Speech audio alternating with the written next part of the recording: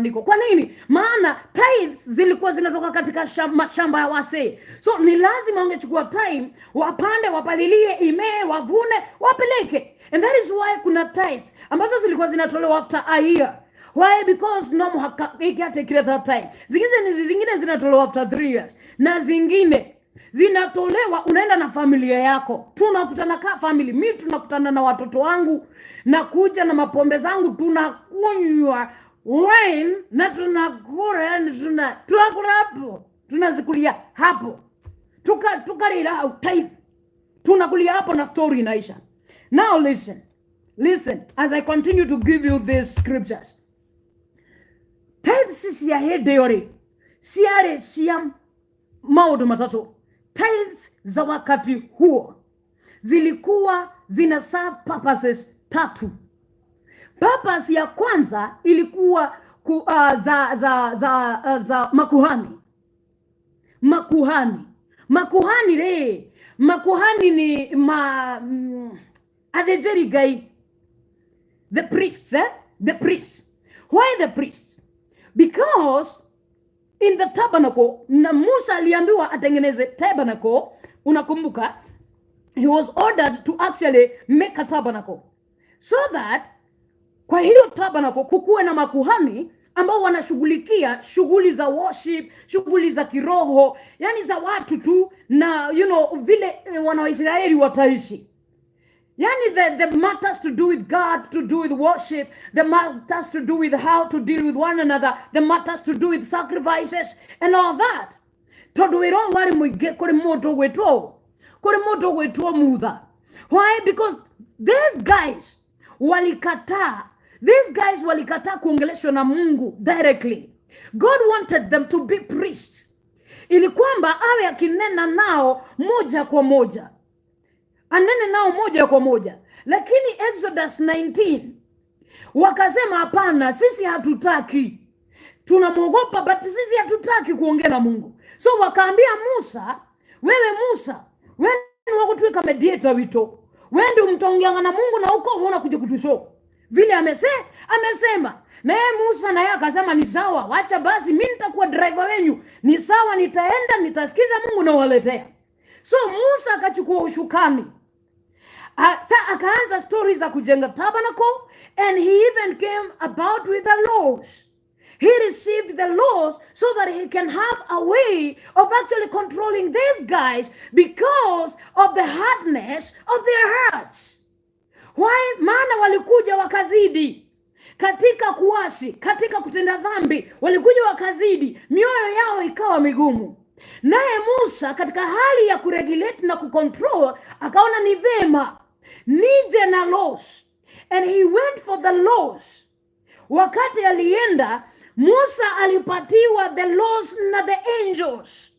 Musa alipewa laws na the angels, not God, and it is clarified in the Bible where Moses says that he saw God, he did not see God, kwa sababu hata Mathayo, no, it is not Matthew, it is John.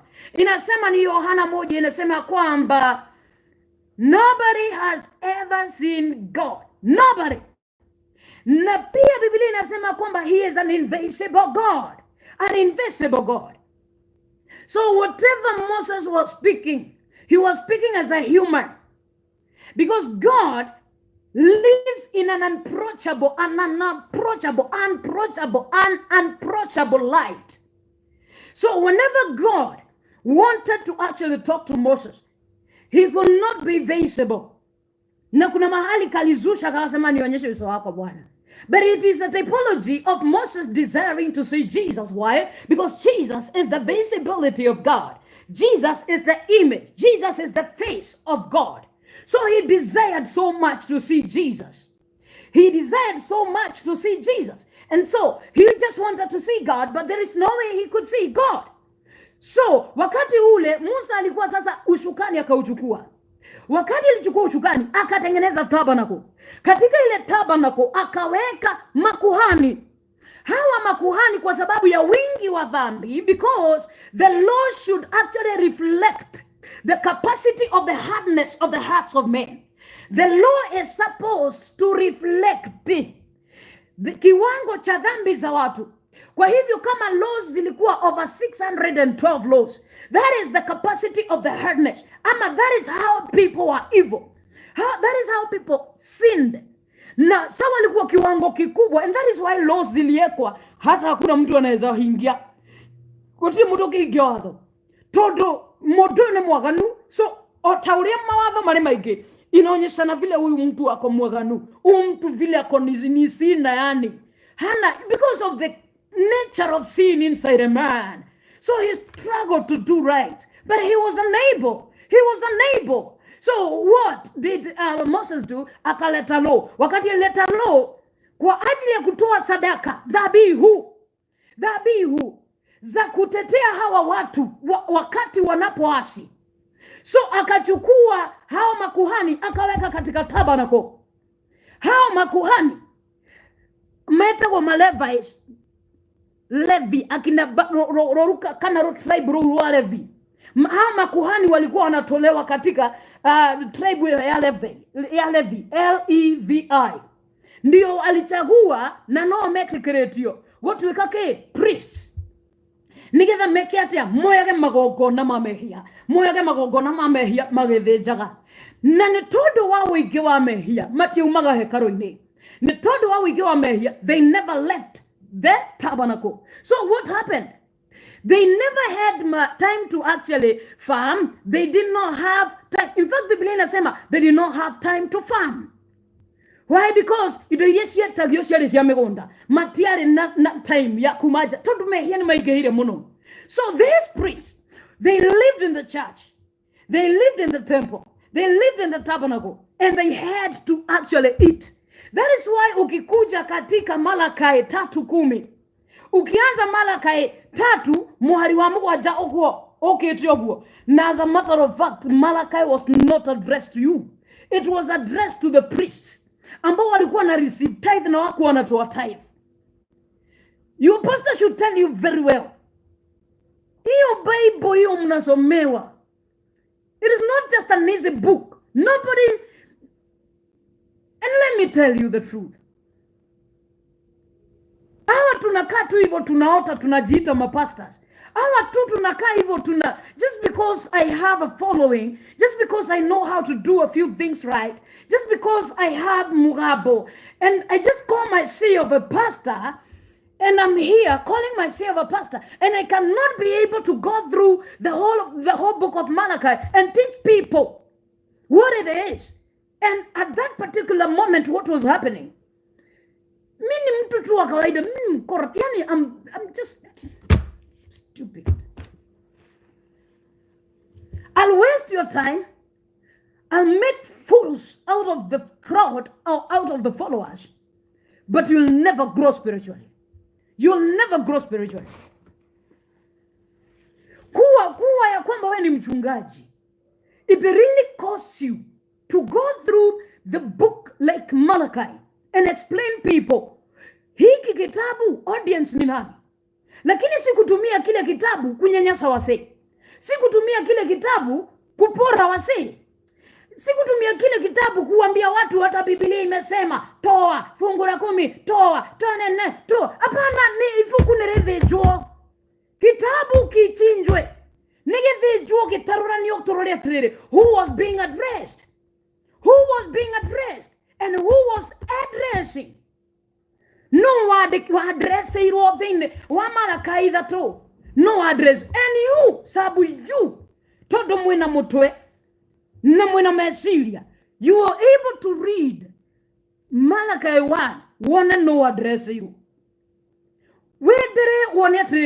Was it tithe the only issue they had? Because Malachi, it is a prophecy of Malachi, prophet Malachi. And he was addressing to priests, those who did not hakufikisha tithe. Marikura, hamako manafikisha tithe, because walikuwa wanapeleka tithe na wakitoa tithe wanapeana tithe kwa wale wakuu. But they did not. They did not. So na katikati ya, if you look at Malachi, where is that Bible? If you look at Malachi Maana tugithie thiini wa Malachi. Urore Malachi uri hana ni atiriri. Malachi did not even, the prophet Malachi did not just address the issue of tithe. There were so many things that he addressed. Ambazo zilikuwa issues na priests. But why is it, I'm asking, why is it that hiyo ya tithe ndio imekuwa issue and it has been transferred to you guys? Why is it that, let me even, I'm gonna read the subtopics here. Now, this is the book of Malachi. This is the book of Malachi. Sorry, watu wanini nimepoteza nini mwangaza. Now, the oracle of the word of the Lord to Israel by Malachi. I have loved you, says the Lord. But you say, how have you loved us and stuff? Unapata subtopic. Kanasema the priests polluted offerings. That is one issue that was being addressed by Prophet Malachi. Tunakuja hapa Malachi 2. The Lord rebukes the priests. The Lord rebukes I'm asking you, were you there as a priest? Were you there as a priest? Ukitoka hapo, Judah profaned the covenant. There is another issue that was addressed. There is another. In fact, I should actually get another version ambayo inatoa kabisa what really happened. Sababu kuna issues hata za society, za injustice ambazo zilikuwa addressed, but nobody cares. Nifukureko guy. Bible cia kwa cie kutondo gushune ya gagoko. Temukora titikete ke Bible kigikine bagi ne akari gone ke bagi ina mete. This one will actually put it very clear. Please, just give me a minute. I tell you the things that were addressed by Prophet Malachi, so that they stop actually, dragging. Aina. Rida sasa hii Malachi. Wena munyaka muno todo ya Malachi. There are subtopics ambazo zinaonyeshana gine issue ya marriage, ya divorce, kwena issue ya they actually, God spoke about the divorce issue. He spoke about injustice. He spoke about tithing, and he spoke about several. There were actually, I think, four, five several issues that were covered in the book of Malachi. Issues. But why we pick the issue of tithing and we leave the rest, and they're still happening also in our society, that now baffles me and actually makes me wonder, why is it not being addressed? So having said that, Malachi ikaandikiwa hawa priests, kwa sababu priest mamo kira matiane anaga tithe kuri efati, matiane anaga gicunji gia 10, wakipatiwa tithe yao walifaa kutoa wapeane kwa wenye walikuwa napokea the tithe of tithes, but they did not. So God through Prophet Malachi akanena.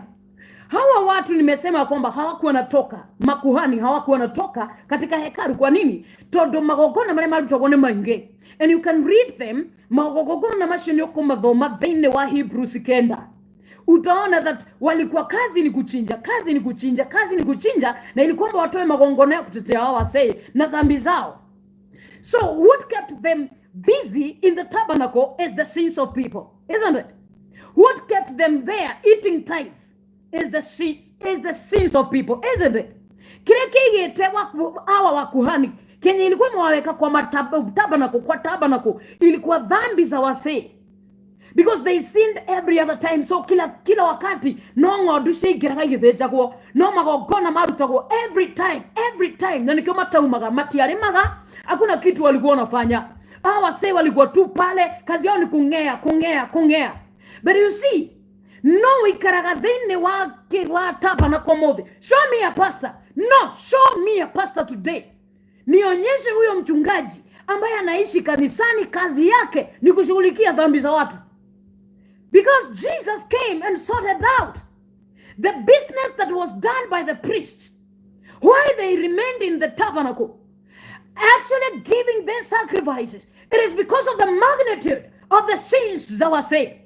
Now when Jesus came, he was sacrificed once na ya kutosha. so that they don't get, so Jesus came akafunga magogona mothe marutagone ya tugatelia ya nohoro wa tugatelio kehingwo nohoro wa wafici ya tugateli hekaroine ekehingwo ikavungwa. So wale makuhani walikuwa nakula tithe, kazi yao iliisha katika kitabu Old Testament. The moment Jesus was slaughtered on the cross, the moment Jesus was offered, and that is what we've been learning. Look at Hebrews 10, 4 and 5. Hebrews 10, 4 and 5. Akisema kwamba Hebrews ambaye aliandika anasema kwamba ya kwamba hizi dhabihu Bwana zimekuwa chukizo kwako. Hizi dhabihu Bwana zimekuwa chukizo kwako. Because they gave until they could not give again, because walifika mahali Mungu akachukizwa na haya magongona. So what really happened? Yesu akasema lakini nimejitoa. Wewe umenipa mwili Mungu. Na ili huu mwili ukuwe sadaka moja ya kutosha. Ukuwe sadaka, ukuwe sacrifice ambayo itaweka mwisho sacrifices zote ambazo zilikuwa zinatolewa. So let me tell you one thing that you don't know. The coming of Jesus, the slaughtering of Jesus, put to an end the priestly function or practices za kukaa kwa hekalu. Za kukaa kwa hekalu. Na nikiwa tunaenda kama hujio mothe kanithaine Monday, Tuesday, Wednesday, Thursday, Friday nini. Wakitaka ati sijui nini ati ni inaitwa nini anga full time ministry. Hiyo ni yao ya kujipea. Full time ministry. Sisi wote tumepewa kazi ya kuhubiri. Everybody. It is believers. It is the work of believers to go and preach. Go ye to the world. So kukaa kanisani, unakaa kanisani na udeal na mehia. You're not dealing with sin. You are staying in the church, then unakamua wase in the name of tithing. In the name of tithing. But those priests ambao walikuwa wanakaa katika hekalu ili wakule, they did not have mashamba za kulima. Maana dhambi ilikuwa mob, so iliwabidi wakae kwa hekalu. Lakini Yesu ni mwema. Then Jesus alikuja akaingia na akachinjwa kwa niaba yetu. Akaweka kikomo dhabihu zote. Na akafunga ofisi zote za makuhani. Na katika kufanya hivyo, akatufanya makuhani ya kwamba wewe na mimi tunaweza ongea na Mungu pasipo mchungaji. Wewe na mimi tumefanyika makuhani ya kwamba tunaweza ongea na Mungu pasipo mchungaji. So everybody now, tumerudishwa pale Mungu alikuwa anataka kila mmoja akuwe makuhani ama akuwe kuhani pale katika Exodus 19. Wakasema hapana, tutaki. So as a result, Jesus came. He became the mediator. He became the mediator. That is why we call Moses a typology of Jesus. Because he was actually mediating these guys with God. But when we come to Jesus, he is mediating. Jesus mediated us with God. So wakati Yesu amekuja, sasa ameondoa kile ambacho kilikuwa kimetuseparate. Akaondoa dhambi, akakuvia dhambi, akalipa deni la dhambi. Kwa hivyo kile ambacho kilikuwa kimetuseparate kikaondolewa. Na katika kuondolewa sisi tukawa ya kwamba tumereconciliwa na Mungu. So no pastor is dealing with sin. No pastor, no priest is dealing with sin anymore. So my tithe became useless the moment Jesus died for me. My tithing became useless when Jesus died on the cross for us. You understand? I'm still bringing you, nitawaleta.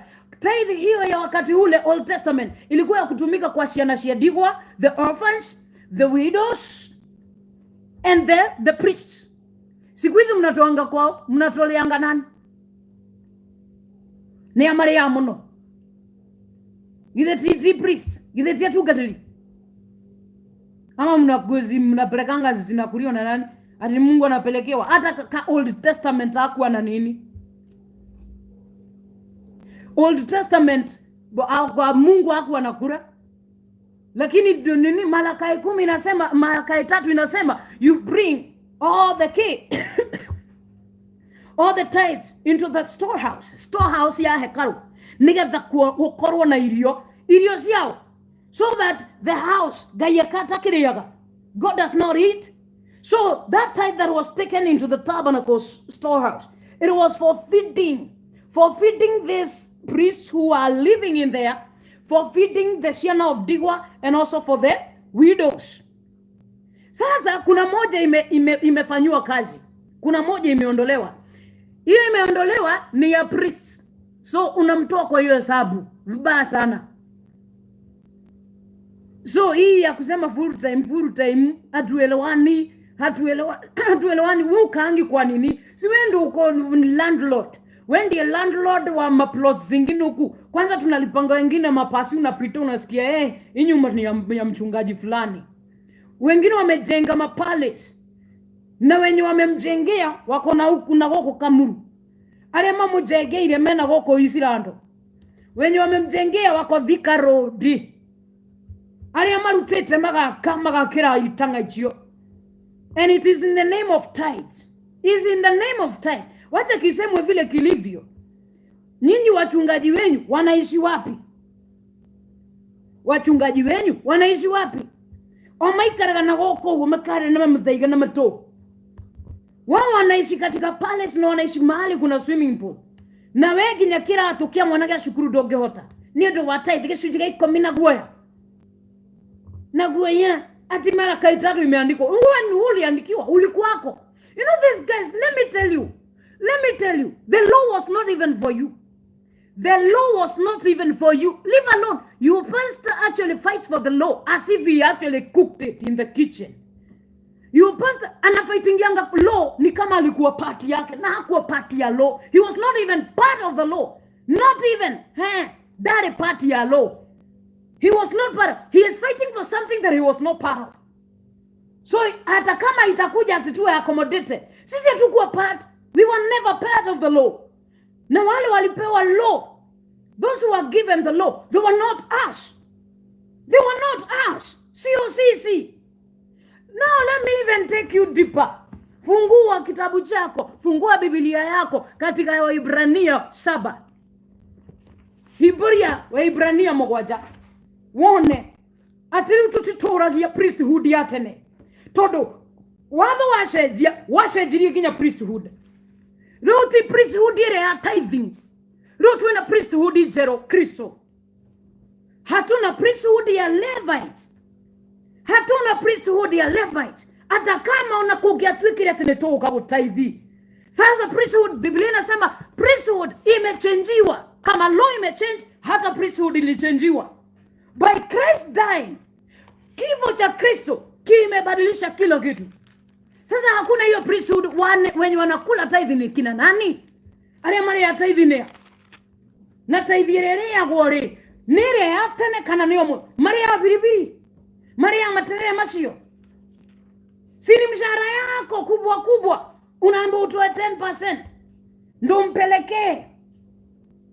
Mshahara wako aigiriga na ukato haikomi alie. Firifiri siya mgiri komine nisiga na atia.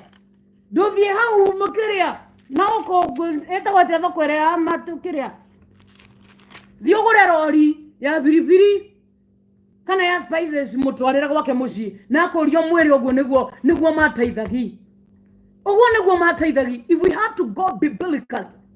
If it is about going biblically and doing the word, please understand. Ne spices na irio cia mugunda na ndivei na menyama mefugo. So if you have to tithe and you feel like you really need to tithe and you really feel like your pastor needs you to tithe, chukua roli, jaza pilipili, mpeleke pilipili ya 10,000. Akona mshahara wako ne giriko mtwarire kana watu wana mashamba siku hizi. Tutie na miguta by the way. Hatuna mashamba, lakini tithing sawa. Lakini tithing ilikuwa inatoka kwa mashamba. Kana mtu alire gara nishiga nona sia mutoko. Sia waini. Todo na waini ni hata idhago. No, let us be, I usually tell people, if you're going literal with the Bible, please go literal, kila kitu, everywhere. Everywhere. Wacha kupik zingine uendi literal. Ikifika Malachi, you are very literal. You are doing the Bible. You are doing the Bible. Ikifika kwa ulevi umejitenga. Ikifika mahali kwa Rahab, Momaraya, hapo uyuko. Unachagua kwenye kuzuri. Who told you that the Bible you have to pick this person, you leave this person, you have to do Malachi, and you leave the rest? If we can go through Malachi and start with you, you realize that when you see, you will see Jesus and fail to see all the rest. The rest will never. You will see a prophecy of Jesus, the coming of Jesus. Go through that book of Malachi, that your pastor will never be able to tell you about Jesus, but he is too loud about tithing. So that's the international schools. That's the public. And it's in the name of tithing, so that God can open the windows of heaven and bless you. If God opens the windows of heaven to bless you, why do you keep on tithing? Because the opening of God is enough. Everything should be pouring. He will pour out his blessings until you don't have a place to put. Who is here? No way, mama tuine at tithing me msiongea kuhusu tithing.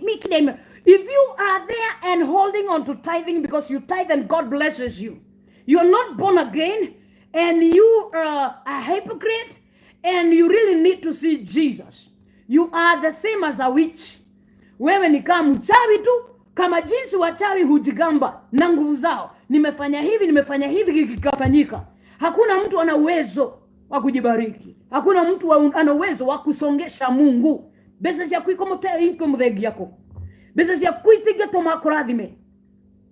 Besa ya kuitiga toma. But you have to understand, the Old Testament was a do, I do. It was a testament, a covenant of tenda na militende. That is the law. Law has got, you do not, you do not. Do the mewa Voma Leviticus. Na kina Exodus. You will find a lot of do not do. Do not do. Na gegeko na akahoro na mahiga kwe. Dokaneke, dokane, dokanaye, dokana, shumekere, dokana, nonyo kuromodo. That is law. That is law. That is law. And it is the whole Testament. The whole Old Testament. Ikona do's na madons. Kuma gokuja kwa New Testament. Nothing.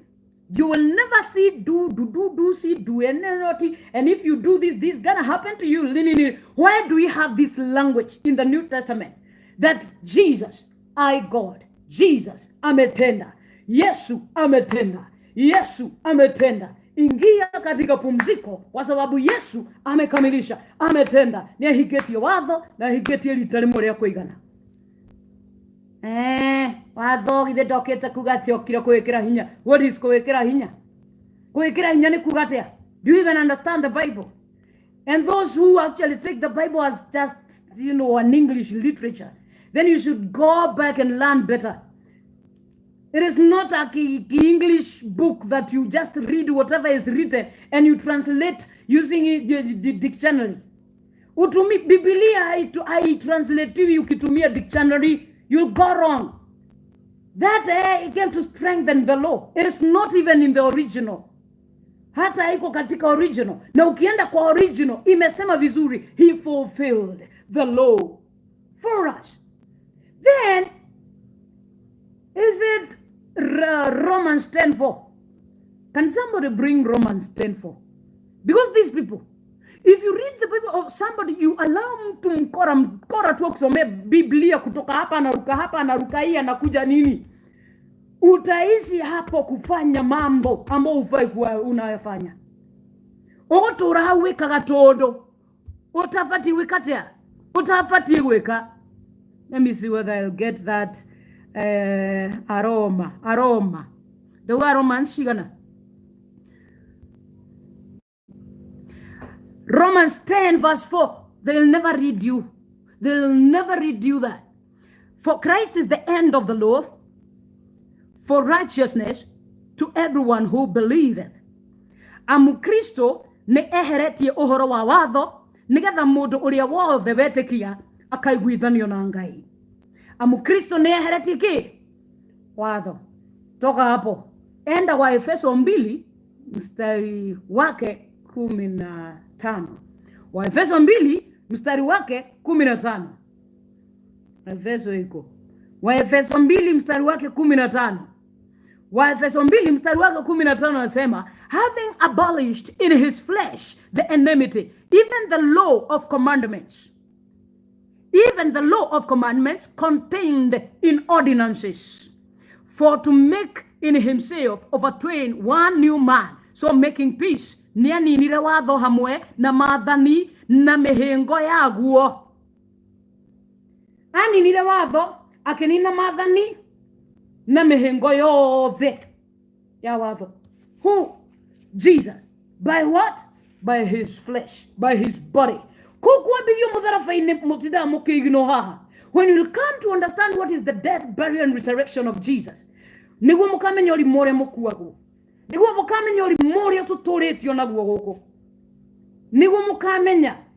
some things we do, we are not even supposed to be doing.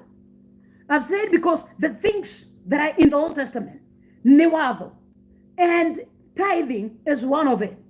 And that is why Jesus said, nyinyi mnashughulikia mambo ya wadho, yenye they are just petty, but you don't care about the weightier matters of the law. Rusa unaenda kushughulikia tithe, na kuna mambo ambayo yana kichwa, mambo yana weight.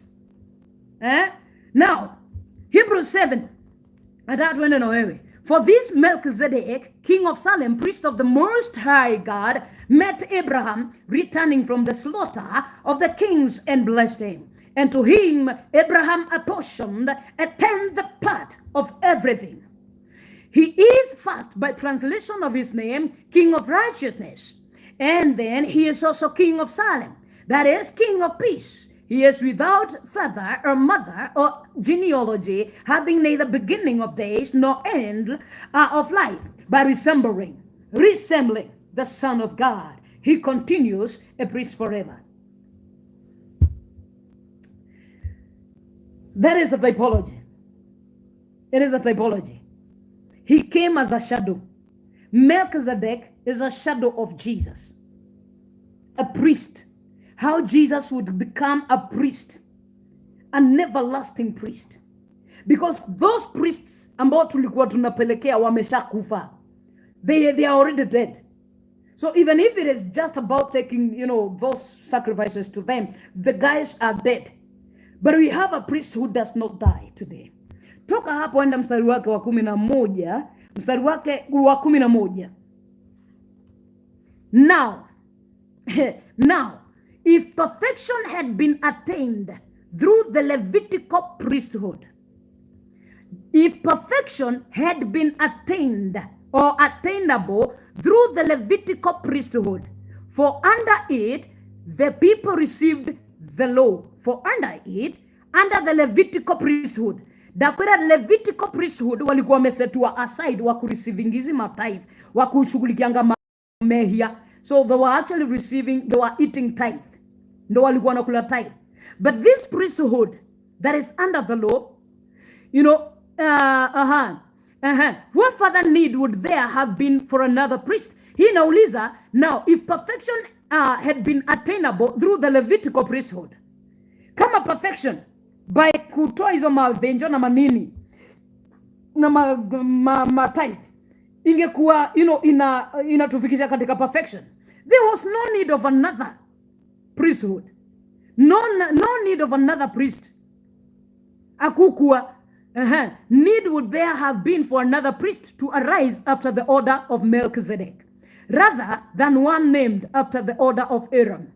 For when there is a change, mstari wa 12, for when there is a change in the priesthood, there is necessarily a change in the law as well. Meaning, priesthood ya Levites, these guys ambao ni ma Levites, hiyo priesthood ilibadilishwa ama ili change. Na wakati ili change, law ikachange. The law was changed. Ilichange namna gani? By Jesus dying on the cross for us. Then Jesus